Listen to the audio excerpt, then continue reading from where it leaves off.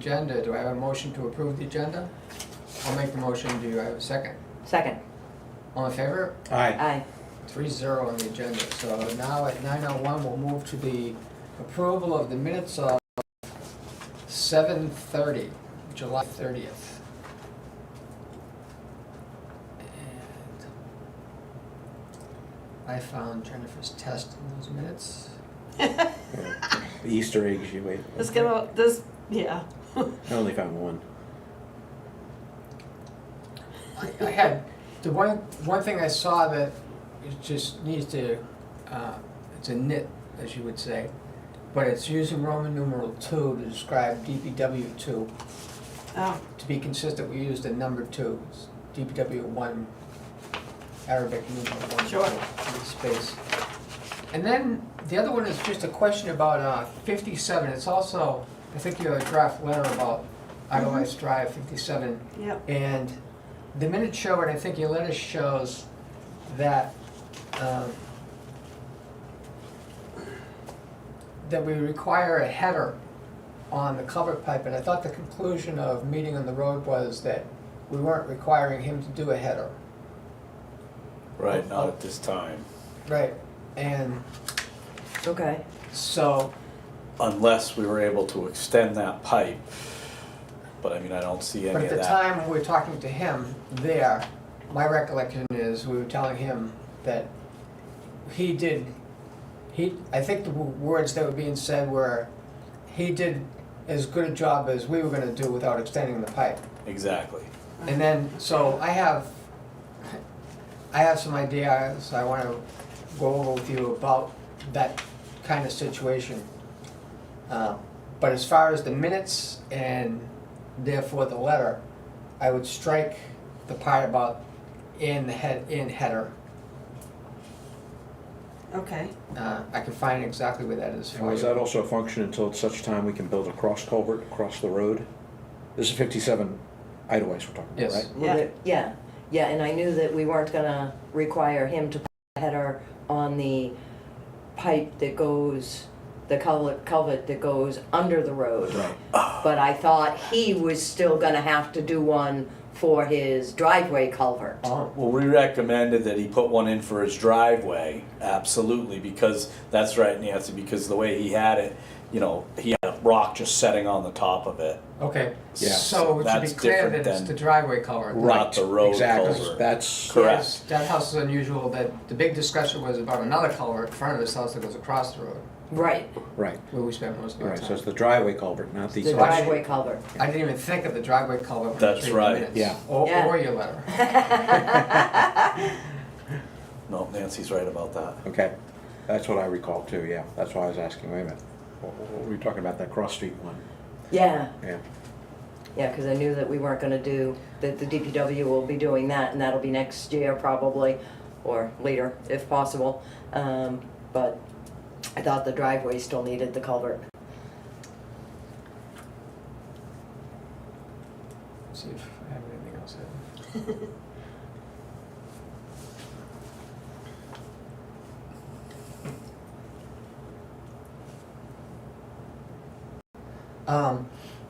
So then the next thing down is a total of 65 driveways within the village have been reviewed. And would it be clearer to add the word applications, that we didn't review, actually go out and review the driveways? We could add the word applications, yes, Because we even had a Yes. discussion where that wasn't clear. Yep. right. Yeah. Okay. So if you like that, throw that Yep. in there. Yep, That's all I had. Okay. Okay. I just saw one misspelling on 2 approval minutes. We asked, instead of partition, it's petition to the warrant article. All right, spell that for me. Petition, petition. Okay. Like 10 signatures on a petition.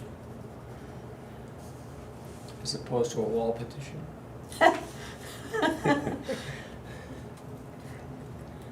And with that, That's it. That's all I had. so with those additions and corrections, all in favor? Did you have any? No, Oh, okay. Oh. Aye? I, 3-0. Okay.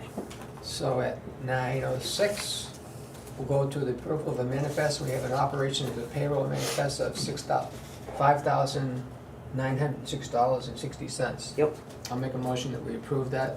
second, Aye? Any discussion on it? Just straight payroll for Yeah. 3 employees, there were Yeah. postage stamps to mail a package to an attorney. Okay, so I guess, hold on.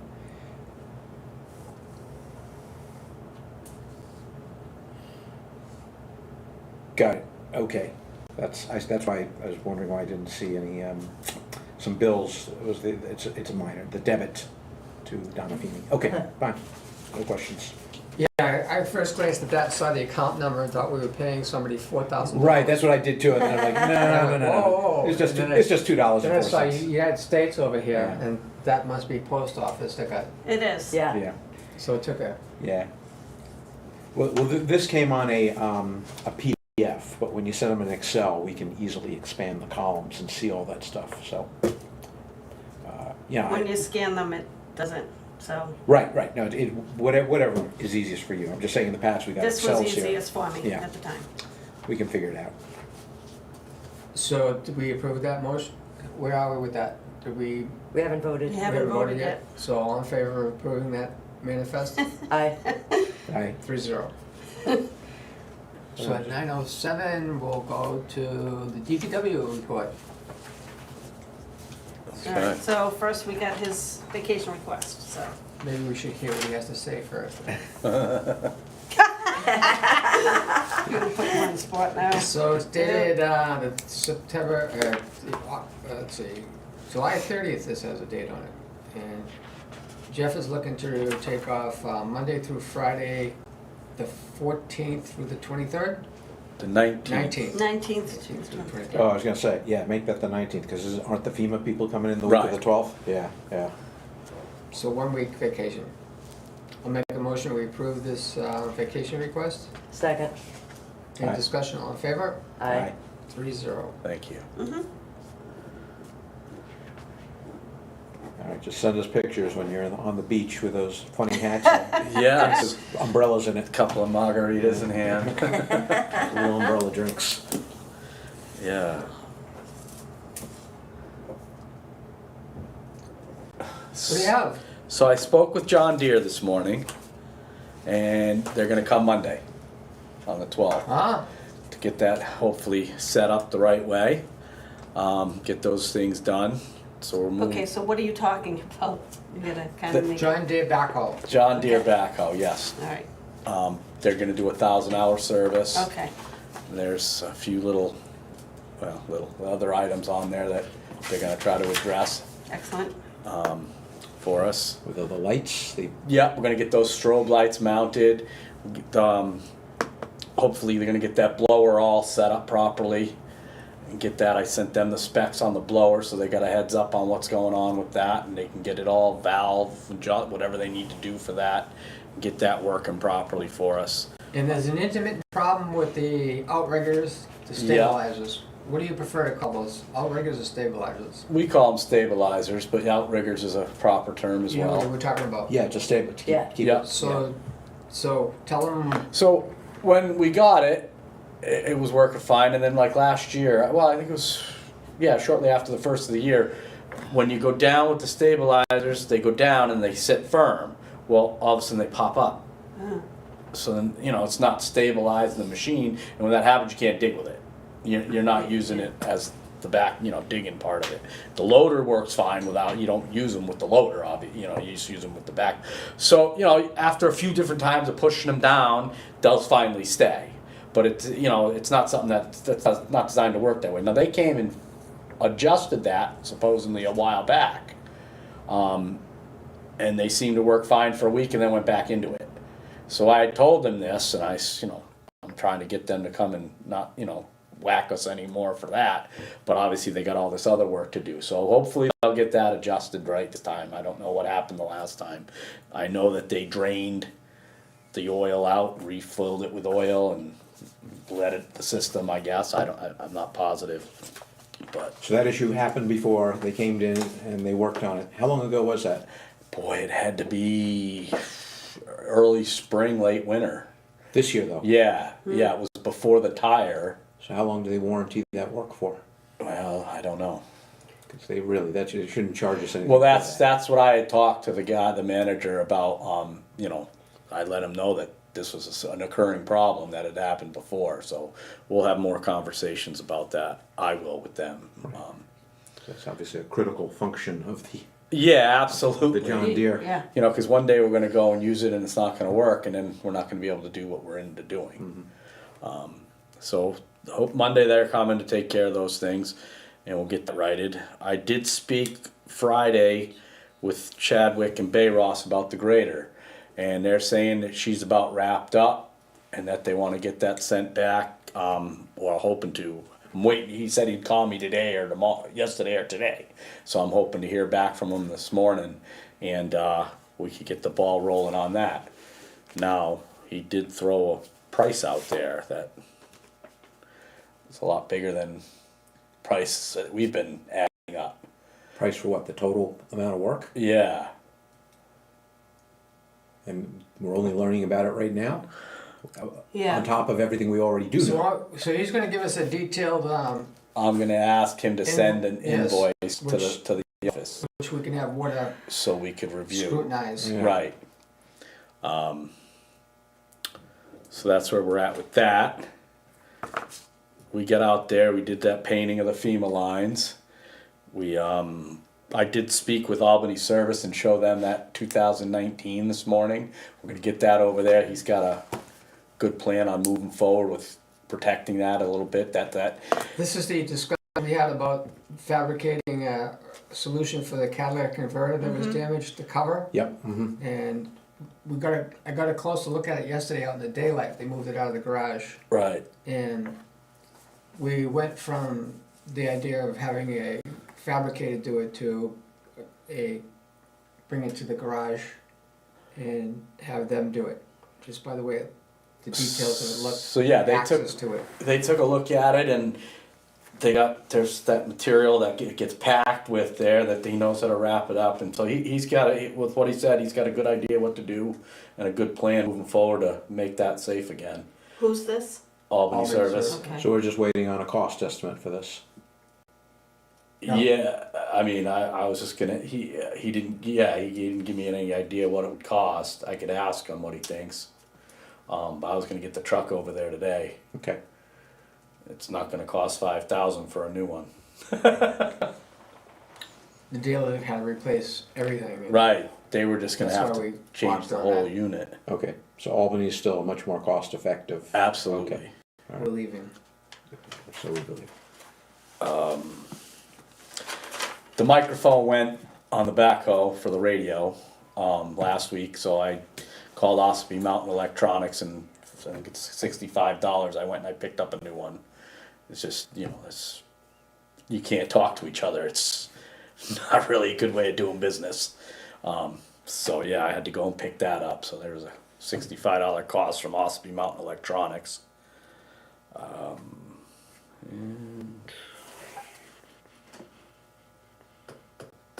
Besides just the regular going about what we're doing there. I did have to get a load of 1.5-inch gravel from Coleman's last week. There was a shoulder on a part of Chicora Review coming down that had gotten washed out by the heavy rain on Wednesday. So we repacked that shoulder because it was undermining the hot top. So, Yeah, I was climbing up to the summit on that road and I ran into Tony waiting for you. well, He showed me that. yeah. So if you see something from Coleman's 1.5-inch gravel, you'll know what that's for. But yeah, just besides business as usual, getting things. We're gonna work on that ditch line there on Little Loop.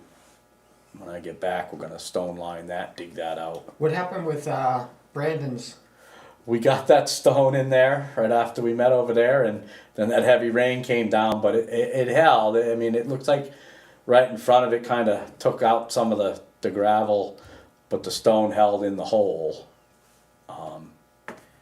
So now we think, after the test that happened with the rain, immediately the big stone uphill would have done the difference, huh? Right, yeah, so we definitely want to get that in there as well. So that's kind of what we're gonna look to be doing right now, again, before the grader gets back, is getting some of this ditching done with the backhoe and the 6-inch erosion stone going.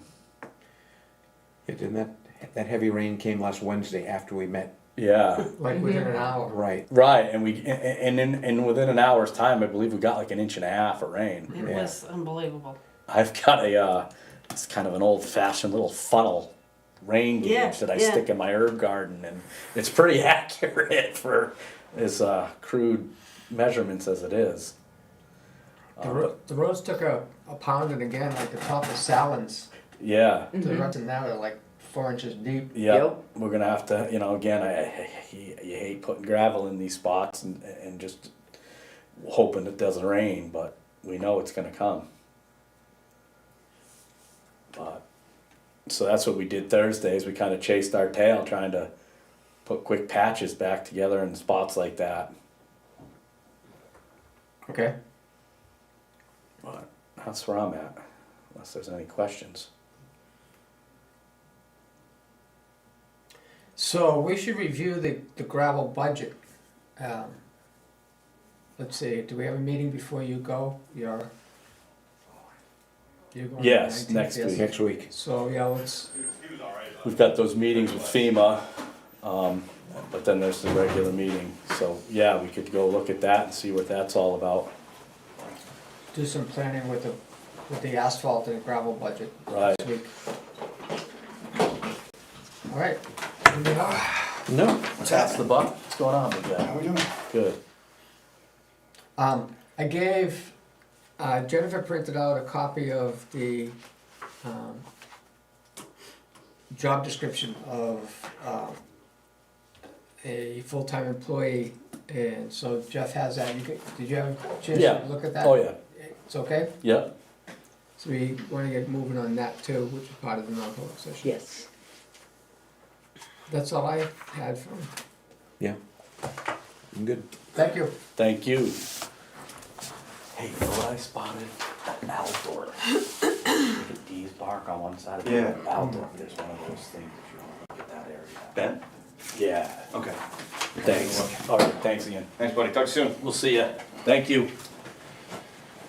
So, we'll charge ahead with the idea that Nick's gonna show up, he asked him to be here at 9:30, so. So we'll go to, Well, there's a couple of things I think we could, yep, the B&H yep. back in New Hampshire. No, there's a couple of things that we could probably square away with With Ian? Ian. Tank inspection, Yep. yeah. Sent you that. Did you end up discussing anything with those guys? No, I did forward it along with them, Okay. to them, so. I mean, I didn't know if Mass Tank sent you guys any other No, information or no, whatnot. I didn't hear anything. So, state of New Hampshire typically will rotate loans or grants on tank inspections. So, yours, I'd have to look, or maybe you can find in the records, Jennifer, on when those tanks were lined. But that was sometime probably 6 or 7 years ago. Would be my best guess. I think the state typically, when they come around for their sanitary survey, are gonna notate. You know, they're looking for a 5-year inspection. I think maximum of 10, and I don't even know if they even allow that anymore. So I would just, I would get that on a list for. When I say grant, it's like 100% covered by the state. So it's something that if you can get into their queue on trying to get on the tank inspection list, this could be something that we get fully covered. So I'm not exactly sure the rules and policies around the tank inspections. It's not something we deal with outside of, temporary setups for the companies and things of that nature.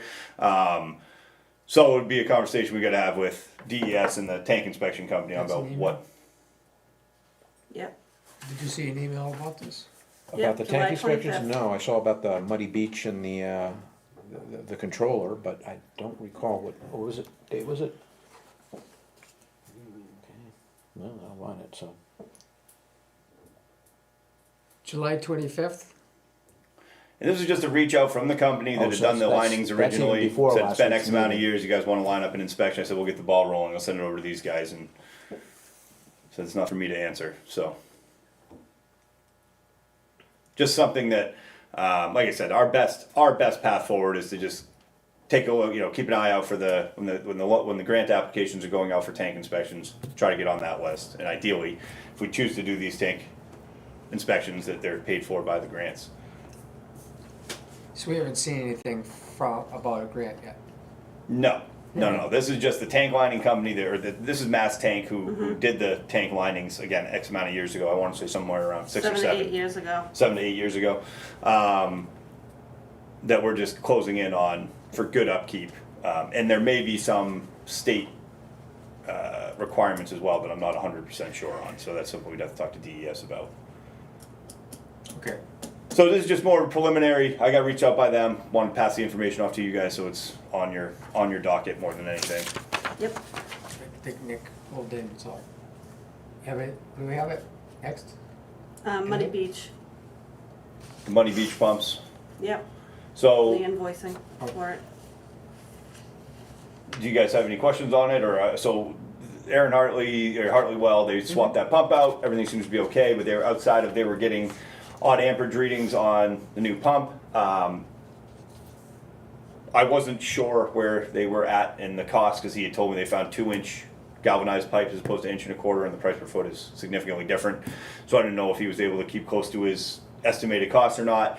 I believe he did, and so you know, even in what we had originally appropriated for it, I think we can still do that controller. So if that's his suggestion, that's going to be my suggestion. Again, this isn't my bailiwick. I take Aaron when I have well issues. That's who I call and ask the questions about. I guess the points to make here is that the well is operational as is, but it's just being suggested that we replace the motor control box, which is just essentially where the capacitors and things like that are on the inside of the building. So it's just He didn't give a cost on that though.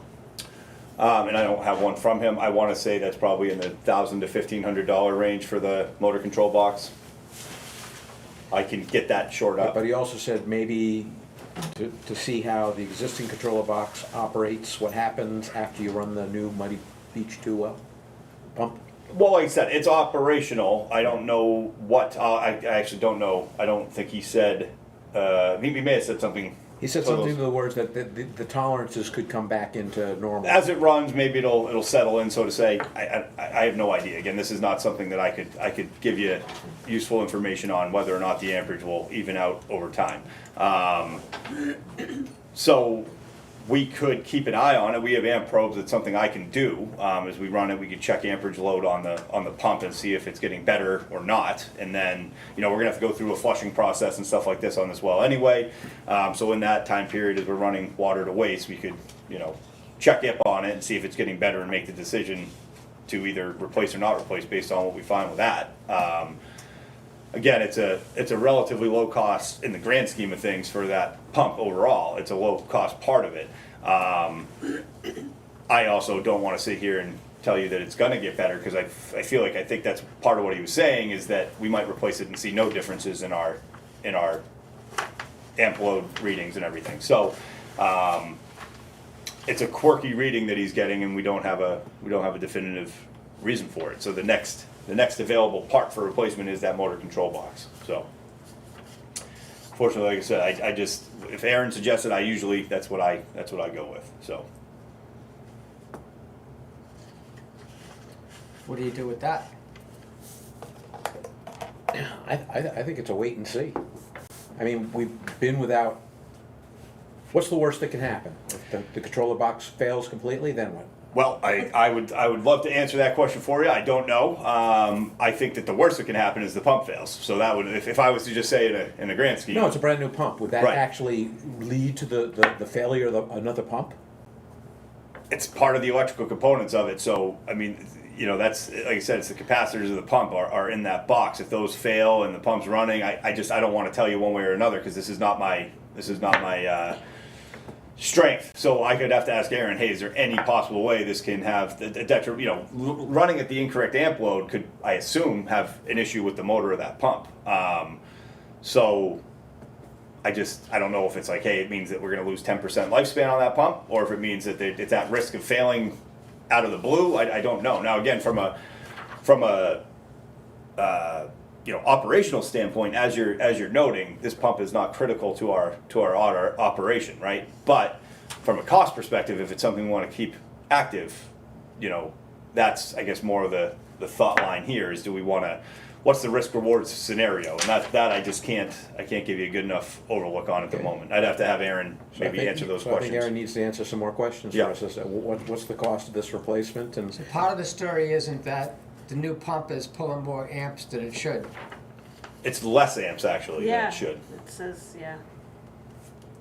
So there's a working range on all of these that are gonna have, we usually expect 6, whatever. I think those Yeah, are listed it's out in in his there. email to you guys, or to me that I passed along. Yep. So there's ranges that you expect to find these in, and it's a pretty tight tolerance. It's not like we're talking about a large, The red- 1.1. I'm not sure what red, black, and yellow means, but the red is really close, but the black and yellow is below the tolerances. And what is how far below? Like, what is the suggested Well, amount? Thank the you. red says 2.75 amps, should be 2.6, so that's a little bit higher. The black says 8.6 amps is what the reading is, but should be between 9.3 and 11.9. And then yellow says it's reading 9.7 amps, it should be between 10 to 13.2 amps. Yeah, I guess you'd argue, so you're somewhere around 10% below.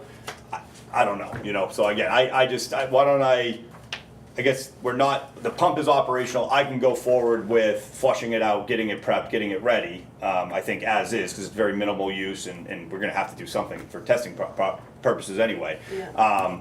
So we can do that, and in the meantime, I can also have Aaron look into what this, what is our risk reward? Hey, if we don't do this, is the worst case scenario, the pump just That's stops. what I want to know, Yeah. because Yeah. he waffles a bit too. He says, I am not sure if a new control box will solve this issue. Yeah. But it might. Yeah. I think it might be worth trying and not a bad idea to have a new one anyway. Yeah. Alternatively, these amperages might come into proper range with use. So it'd be a good idea to check them again after it's been used a bit more. So I think that's reasonable. Non-definitive information right there. Yeah. So, Yeah. That's why I asked you, what's the worst case Yeah. scenario? I'll have to get that from him, so I'm just putting a note in. Right. Clearly, after spending $9,100, we don't want to lose that investment if this control box could put that at risk. Right, Yep. Now, Ian, you don't pay this, we do. correct. Okay, thank you. And that's up, either way is fine. I push it, give it to you guys, Oh, and, we'll take- anyone yeah, that we'll- direct bill like that Yeah, yeah. is fine. Okay. We all set with that subject? I think so, so we're Yeah. just waiting on, you guys want me, I'm gonna get an email from Aaron Costa, the motor control box, also try to give us a little more insight on what is worst case scenario, if we run off the existing box. Right. Okay? I mean, there's no fail-safe if the box if the controller should just fail and shut down. From an overamperage, they have like an overamp trip on them, under amperage, I don't know, I just don't know what that effect has on a pump, so. Okay. Obviously, our goal is to be in the range, would be, Right. to be in the range, but, what that effect is, I'm just not Okay. I'm not the guy to answer Okay, that question, you're so, right. So, okay? All right, Thank you. Yeah, no problem, thank you. So- Want to hold on to that? No. perfect Copy, timing. get a copy on the It's computer. 9:29 and Nick is here a little early also, so we could start right into this. Good morning. Good morning. So this conversation could go all over the place because it's probably been waiting 5 years to happen. And people were really delighted the last time you came, which is well over a month ago, that we had such a detailed conversation. It's on video, and so people saw it. So today we want to focus. We want to keep this, because we could go into many, many subjects, and we, as a group, we tend to do that. But we want to stay focused on, and the main picture is the Como zone today, which is everything on the output of the Como PIV vault, which is basically burned hot well, that area. And we had discussed the idea of having a standard design for a pressure reducing vault that contains the pressure reducer, metering, and taps and so forth. And one of the things we want to nail down today is everything that we want to see in the standard, in the Como PRV and all the PRVs we build from here on out. And then Nick can go off and do his design, having all those pieces agreed upon by the three entities here, right? So that's what we want to do is, we're starting at 9:30, we want a discussion just about the Como zone and PRV. So if we go off into a tangent, I'm going to try to get us back onto track. And the other thing to keep in mind is that we're going to do a tour of all the facilities, and there's an opportunity to talk about other things without having to go off on a tangent on this one. So this is focused, and then we can have side conversations. And I don't think this is the last time that we'll have a meeting like this. Good. We probably should have it at least once a quarter, but we'll figure out as we go how we'll do this. So with that, maybe what I should do is let you start by saying what it is that you'd like to, what you need out of today's meeting to do your design. Sure. You know, the Como zone, one of my concerns has been, I guess it's become the most of the new development or the buildable lots or easily buildable lots are in that zone. It's the flatter part of the district. A lot of the reviews that we do for new connections seem to be in that zone. And we've identified that, you know, the zone itself is served strictly through that PRV. So that PRV is pretty important in terms of regulating pressure in that zone. And then after that PRV, there's a long stretch of 2-inch pipe that is, I guess, vulnerable to higher flows and pressure loss, like pressure loss during peak demands. So one of the things we don't really know because your community isn't, I wouldn't say it's like a straight residential, full-time residence, that we don't have a good idea of how much water is being used in the Como zone. So getting a meter that would kind of give us an idea of you know, how vulnerable is that 2-inch line? I mean, if we find out that the actual use through that zone is not as much as what I would expect from whatever it is, 60 or 70 homes now, probably, in that zone, I would guess. Yeah. You know, just the way Eidelweiss operates in terms of the residents are maybe different than what's typical when we calculate flows from a book. We'd like to know that so that we don't over-design potentially water mains in that zone. If we're not, you know, we've done pressure monitoring in the zone, and it seems to, you know, it doesn't necessarily correlate with what the model says because the flow is different. I'm convinced that that's the reason why we're getting a little bit different numbers when I model it in my model versus when we monitor pressure for any kind of extended period of time.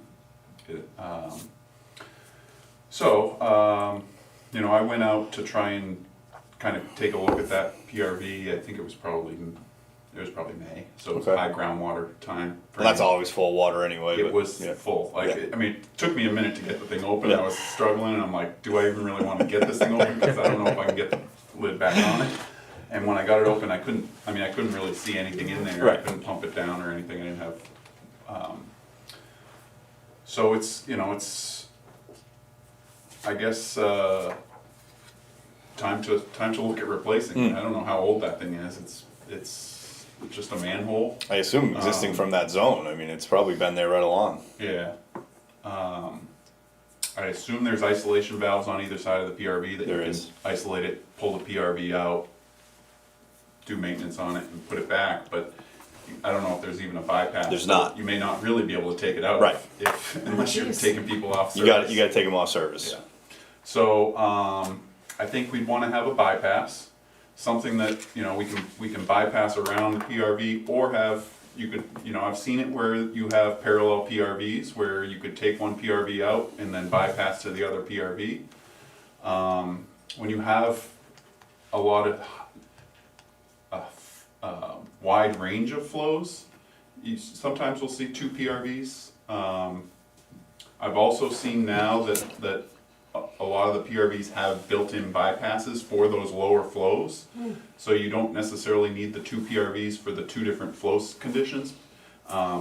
Typically with like a larger, you know, the larger the PRV is, the harder the more it struggles with lower flows to try and like maintain a pressure, because it's going to try and open up a little bit and then try and close to like maintain that downstream pressure. So what you see is you'll have a secondary bypass that would take lower flows happen, and then maybe there's like, I think there's like two different settings, slightly different settings on the downstream end, and then if that other smaller PRV can't handle the flow that's going through it to keep enough pressure on the downstream, then that bigger PRV will open up a little bit to maintain that pressure. I don't know if we're in a situation where we would want two PRVs based on the flows. I think I'd want to talk with the PRV manufacturers to understand what their capacities are and their ranges are for two different for the different sizes. My gut says we probably could still get away with a 2-inch PRV in there, because a 2-inch PRV can still move a lot of water. And it would just be, you know, even if we put 4-inch on either side of it and we just restrict at the 2-inch, there's probably a significant cost savings in doing a 2-inch, and that's, I think we want to just design to what you really need, not over design anything there. And then having a bypass, you know, we can do either a bypass inside the vault or outside the vault. I don't know that it, you know, inside the vault, I think the bypass would allow you to maybe throttle some valves a little bit more and control the pressure. So like if you're taking that PRV out of service, how do you make sure that the downstream pressure is still reasonable? So we probably would throttle some of those valves and try and leak some water through and eat up some of the pressure as it goes through the valve. Not something you want to do for any kind of extended period of time, but if you have to do it on a short-term basis to service equipment, then you can do that.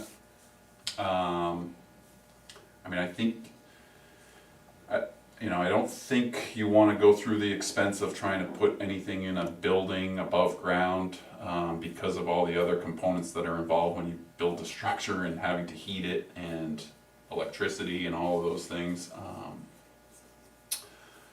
So I'm thinking, you know, not too dissimilar from what was done at 3G in Upper Lakeview. You know, a good size concrete vault, concrete structure that gives enough room for someone to be able to get in there and do some work if they you know, can move around, get wrenches around, stuff that they need to get around. And that's where I think I'd rely on Ian to kind of give me some guidance on what he's seen and what works best for the people who are actually trying to operate these things. You know, having the valves inside the vault makes the vault a little bigger. But I think, I mean, I would start with what we did at Regi and potentially, you know, try and add a meter in there to just kind of keep an eye on that zone, and then that meter gives you some additional capability with things like leak detection, and whether that meter gets connected to the SCADA system, I don't know. I think that involves a little bit more work, because probably there's communications things that we would have to run to that location. And electricity that would be needed, versus if we do, I think we can get away with a meter with a battery pack or something that doesn't. Even a direct read, you know, like a Yeah. Turbine thing. Yeah. So let's not glance over that So would it be a battery, or are you talking about So something what that I would doesn't need a probably, and this battery? is, I think we get down to the nuts and bolts on everything that goes in these things, but just a standard brass meter with no power, you actually rely on the meter reader to send the signal down and back, so we could put a pad up above it that you just boom, boom, we already have the meter reader, so it's just something we would stay in the same brand, Neptune meter, which is pretty, and we just have a meter reader that we walk by and checks and we grab it takes 30 seconds and we move on. So that would be my cost-effective solution, and then But I you think lose, you need more space for that, right? Because you do need the straight line diameter. versus like a mag meter or something. Yeah. I think the mag meters, they don't really, It's like 3 and 2 now, like for the mag meter. So yeah, you got like Yeah. as little as, depending on what's downstream or upstream. With the PRV, it might actually still be like 10 away from it. Yeah. I'd have to look, but anything that creates that kind of turbulence with a mag meter does require. I think I would look at it like, and this is obviously we could discuss the pros and cons of these things, but as you go from like a 7,500 gallon or whatever would be rated, like a 12-foot long to like a 16-foot long concrete tank. I don't think that's where like the cost, it's going to be in your excavation. It's kind of like when you're talking about pipe. If you go with 2-inch or a 4-inch pipe, most of the cost is already there and just doing the excavation. So we could discuss like, hey, if we did a direct read brass meter and we could expect it to be 95%, accurate because we're trying to keep the pit a little tighter. We know we're not going to maybe get our tolerances in and out, but this is certainly better than, I can tell you, most of the readings that we had certainly previously were not, didn't have those distances in and out. And not much has changed since we've added the correct distances in and out, right? So it would certainly give us the bulk information we needed, which would be, is there a leak on this zone or is there not a leak on this zone? But again, I think that all just comes into play with as we look at, well, if we did a 16,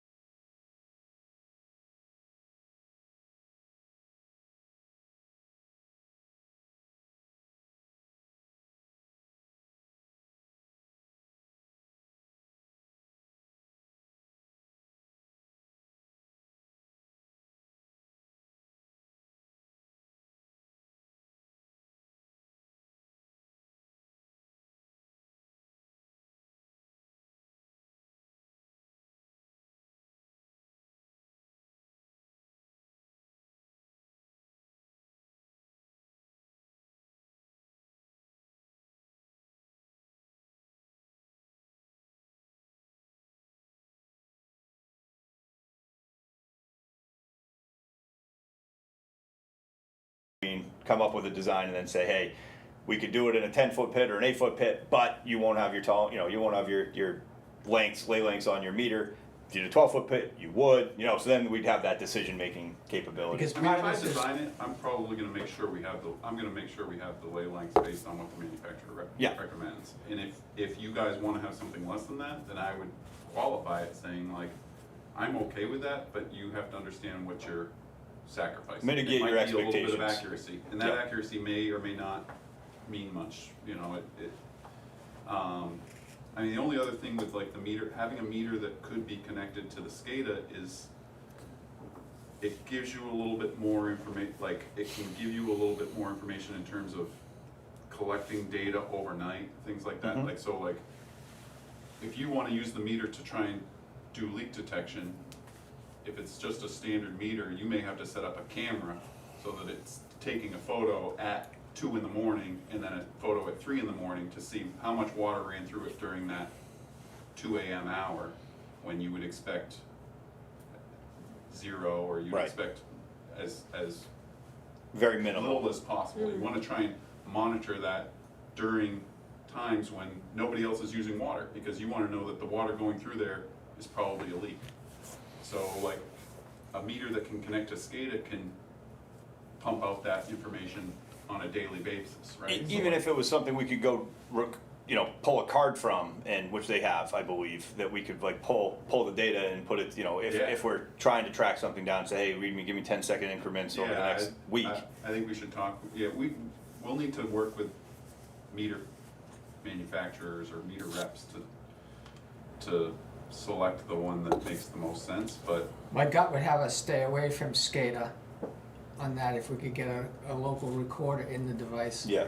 Because, Or you get into a cell phone based plan or something. and I know with SCADA and communications, you guys struggle with lightning and bedrock and Lots of things. lightning hits. and even it radio kinda- waves working Yeah. with Muddy Beach, it's like in the SCADA company. So my gut tells me if I can go another way besides SCADA, then I would.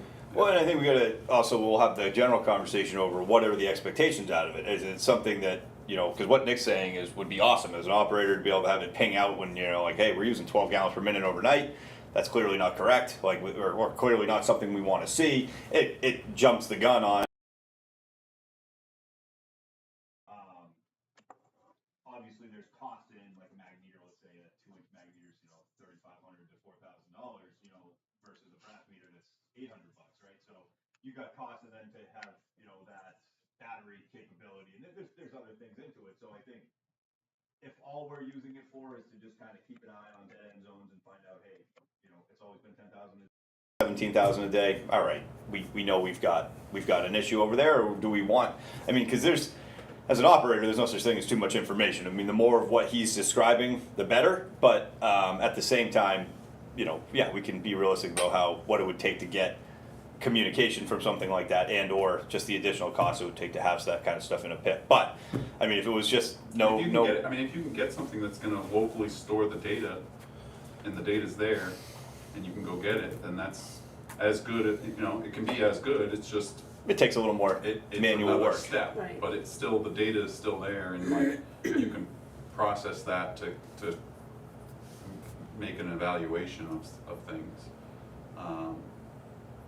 But I think it would certainly be better to have something that's monitoring continuously. Yeah, I think type that's thing. if I there's something out wouldn't there. be it's a trying to good idea. design to the smallest size vault that we could get away with. I would want to put things in the ground that the future would bank us for. Yeah. I agree with that wholeheartedly. I think the big because Yeah. you're And you said it too. Like the vault itself, the size of the vault is It's hundreds installing of it. dollars. Yeah. Yeah. Not that big a deal if you go to the next size up. and one day, 10 years from now, when some new application's out there that we really wish we had room for, instead of digging Yes. a whole nother pit, and it's like, Yeah. oh, we got 5 extra feet in here that we just really left ourselves that, or if you decide to go with a meter that whatever, it just leaves you that capability to change your mind later versus being like, shit, I'm gonna spend another 20,000 putting a pit in, so, To stay focused on Como, yep, I would like the idea that we go back and make Riggy conform to the Como standard. So if the Riggy vault is big enough, then we will do that. That they will all be the same as we build these things. yep. So now we're back focusing on Yes. Como. When it comes to like the mechanical end, as far as like I know you're discussing valving inside, and like for us, valves inside and out, depending on like if there's an operator inside of a pit, anything can happen. You want to make sure you have the capability of, shutting off pipes inside. And from that same point, if there's something already going on in there and you need to isolate it from the outside, so I don't know if it's just ideally from a safety, is your there's pretty small cost in adding Those like valves could need to be replaced. If you need to replace those valves, then you've got to be able to shut it off from valve outside. The concept of a bypass, obviously having that inside the pit, again, let's say you get a 6-foot wide pit, there's more than enough room to have that there. I would absolutely want that as an internal item because, inevitably you will be replacing and swapping those things out. And then you can, and it gives you more flexibility with, if the PRV just needs to be serviced, then you can pull the thing out and send it along. Right. You know, It just gives you a lot more option than having that timetable where, okay, I got people off, you know, hopefully I can get these springs back in here in the next 3 hours, because otherwise, you know, the water's off until, or we're having to release water at the end and, you know, throttle valves and who knows. So it's just like, it's just it's a nice safeguard to, you know, give yourself, if worst case scenario happens, to. So what wait answers for do it. you have so far that you didn't have before you got here? The vault size is not gonna limit us. Yeah. Like, we're not trying to get the smallest vault that we can, the lowest cost vault. Redundant valve systems is a good idea. Bypasses are in, Metering. metering is Metering. definitely in. Yep. If we can avoid electricity into the vault, that's something I like. I do. Again, knowing even no matter how well we seal these things and everything, they typically, Sounds dangerous to me. they typically take water. So yeah, I mean, keeping electric away from it is a good idea. ideally, what we would do with these is have some kind of drain on them. You know, if you can get a drain that will daylight. I mean, knowing that place, I don't know that you can. I mean, Como won't happen. you There's have to chase it. a lot of them we It's an can, Eidelweiss some of drive them or we can't, something. but I if don't we know. could incorporate like Some, a pump pit that's below it, so that when we show up to pump it down, like we can drop our pump in that pit versus having pressure gauges and valves and stuff all in the way that you're trying to, blindly drop your pump down into the abyss and clear it out. So even if we had a pump ready to go, that all we had to do was bring the generator and hook it up and have the thing start pumping out, that would probably be, it's a pretty low cost thing to have just sitting there. What you guys pay us to go around and set up pumps and generators twice a year, putting the pump in place and just having to hook up a generator would pay for itself in the course of a couple of years rotation. So so do you specify the concrete work to have a sump built in? we would, or we could cut one in after if if we're working with Shea or something. Sometimes it's not worth having specialty stuff added because you get away from the mold and it really jumps the cost. But Yeah. cutting out a 2x2 and filling it is pretty. So I guess it would just be a cost. If they said it was $500 to add that mold in, yeah, I'd say do it. If it was, so we could have to. We'd So we'd be discuss cutting that. a hole right through the bottom of the concrete to ground? Ground digging it and So then we could- resealing Could it. actually let water seep back in it? Yeah, We would that's put concrete I back almost in. think you would, I don't know, I mean, if you set up, if you have a vault and maybe you have two covers that, get access, right? Yeah. So maybe you have two access points and then one of them is just, you make sure you don't Clear. have equipment on it and you can set the pump on the concrete floor. And those pipes, when they're in the bottom, they're gonna be sitting, in some kind of, cradle or on top of some brick or something where they're not sitting right Oh, yeah, on the they'd be ground. 12 So inches you might minimum have- off the ground yeah, or you might something. have 6 to 12, 6, 8 inches. Yeah, as long as you get down. of sump area below the pipe. So design So it as so long that as you nothing's just- sitting on the floor that's gonna be damaged by water collection, he just pumps right off the Well, floor. yeah, and I mean, water Yeah. might, when they Yeah. come to look at it, the water might be halfway filled in that vault, but when they drop the pump, they know that they're dropping the pump on the concrete floor and not on top of a pipe. I really, I mean, like I said, having a pump ready to go with an outlet at it's gonna cost you $500 for pump and pipe. I mean, it's just versus, like if we added a second manhole or something, it'd You're probably. saying put a sump pump in it. Yeah, it's not Some pumps are operational cheap. until we show up. Some and pumps are pretty cheap, Yeah, so. we have it ready to go, so when we show up to, what happens when we go to use these things, exactly like Nick goes to look at it, and if all you needed was a little, generator versus I'm trying to find the, we're not carrying pumps. Something that we can, I know we at one point discussed getting a generator for the district, and all we're talking about, you could buy a $600 generator.